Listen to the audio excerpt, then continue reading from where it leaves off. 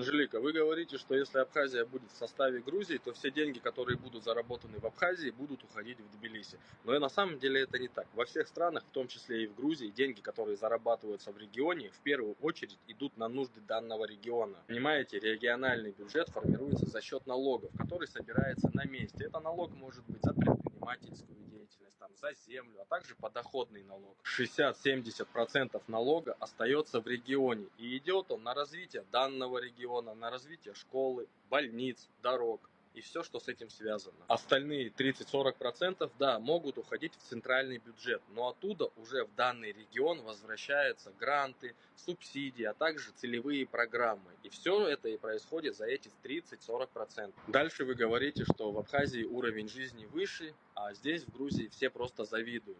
Хорошо, но как уровень жизни в Абхазии может быть выше там, где отключают свет на 10 часов, воду по 5 часов не дают. Молодежь покидает, уезжает в Абхазию, потому что нету рабочих мест. Работать негде. Более того, весь абхазский бюджет сегодня полностью зависим от России. А деньги, которые от него остаются, наглые так называемые чиновники ложат его в карман. И эти деньги не идут на развитие Абхазии, либо на развитие молодежи. Что касается Грузии, в Грузии инфраструктура развивается даже в горных районах. Более того, свободный доступ как к образованию, так и к медицине.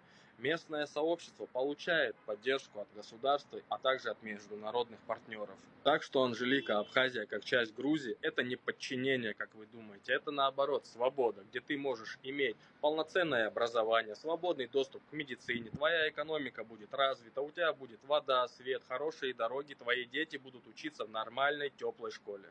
Так что Грузия не враг, это шанс жить лучше, особенно для самих жителей Абхазии. Ну и, конечно, для нашей любимой Абхазии.